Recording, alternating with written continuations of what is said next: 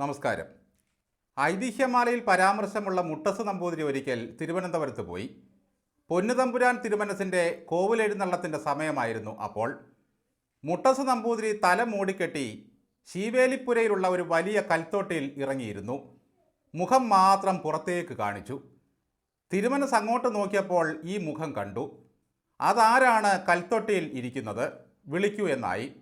അകമ്പടിക്കാരൻ മുട്ടസിനെ വിളിച്ച് തിരുമുമ്പിൽ ഹാജരാക്കി. എന്തിനായിട്ടാണ് ഇതിൽ ഇറങ്ങിയിരിക്കുന്നത് എന്ന് കൽപ്പിച്ച് ചോദിച്ചു. നമ്പൂതിരി പറഞ്ഞു, ഇവിടെ വന്നാൽ തിരുമനസിനെ മുഖം കാണിക്കണമെന്ന് കേട്ടിരിക്കുന്നു. മുഖം മാത്രമായി കാണിക്കാൻ പ്രയാസമായിട്ട് ഇറങ്ങിയിരുന്നതാണ്. നമ്പൂതിരിയുടെ ഫലിതം കേട്ട് തിരുമനസ് കൊണ്ട് സന്തോഷിച്ച് സമ്മാനം കൊടുത്തതായും തിരുവുള്ളക്കേടുണ്ടായിട്ടില്ലെന്നുമാണ് കഥ. കേരളം ഭരിക്കുന്ന പൊന്നുതമ്പുരാൻ കാരണഭൂത തിരുവടികൾക്ക് തിരുവുള്ളക്കേടുണ്ടാകാതിരിക്കാൻ ഇനി മുതൽ ബഹുമാനപ്പെട്ട ചേർത്തേ വിളിക്കാവൂ അത്രേ. സർക്കാർ ഓഫീസുകളിലെ കത്തിടപാടുകളിൽ ബഹുമാന സൂചകമായി ബഹുമാനപ്പെട്ട മുഖ്യമന്ത്രി എന്ന് തന്നെ രേഖപ്പെടുത്തണം.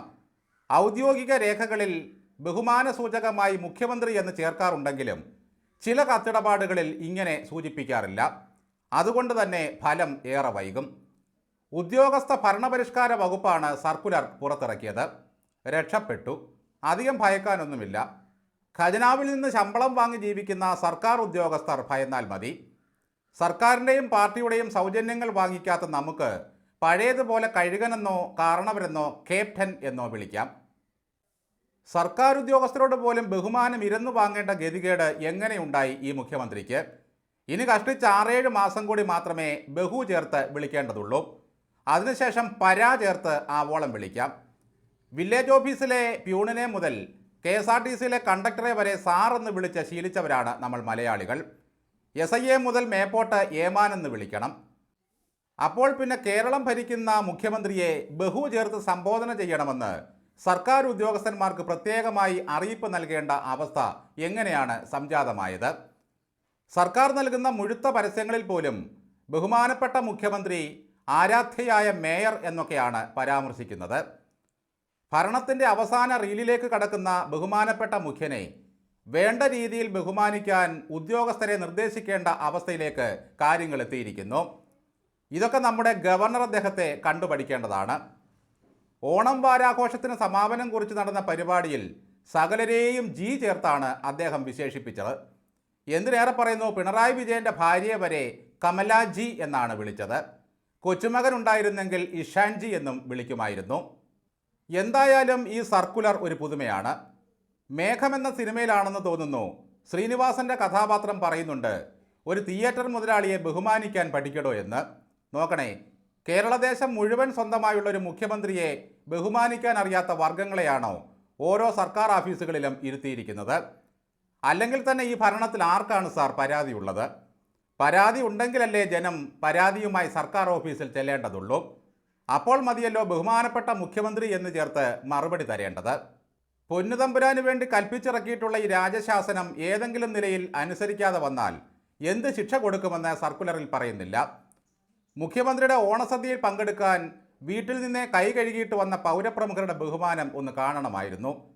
ഉലകുടയ പെരുമാളിന് മുമ്പിൽ എന്ന പോലെ കുനിഞ്ഞുകുത്തി നിന്ന പ്രമുഖ പ്രജകളെ ഒന്ന് ശ്രദ്ധിച്ചാൽ അറിയാം എന്തൊരു ബഹുമാനമാണ് ഒരില ചോറിന് വേണ്ടി അവർ കാണിച്ചത്. വെള്ളാപ്പള്ളി നടേശനൊക്കെ കുനിഞ്ഞുകുത്തി വീഴുമോ എന്ന് ഭയന്നുപോയി. അങ്ങനെ വേണം നമ്മുടെ മുഖ്യനെ ബഹുമാനിക്കാൻ. ഈ സർക്കുലർ ദയവായി ആരും തെറ്റിദ്ധരിക്കരുത്.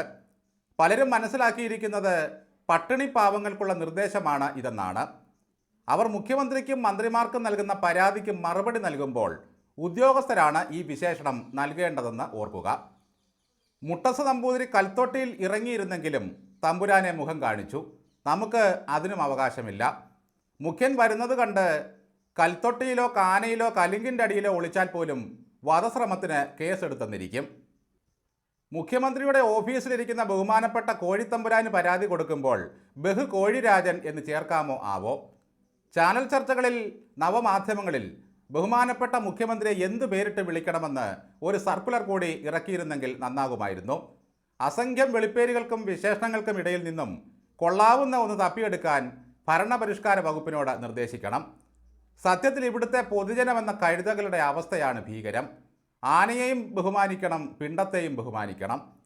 ഏതെങ്കിലും സർക്കാർ ഓഫീസിലൊക്കെ കയറി ചെന്നാൽ അവർ തിരുമുഖം ഒന്ന് ഉയർത്തി കാണണമെങ്കിൽ എത്ര തവണ സാറേ സാറേ എന്ന് വിളിക്കണം.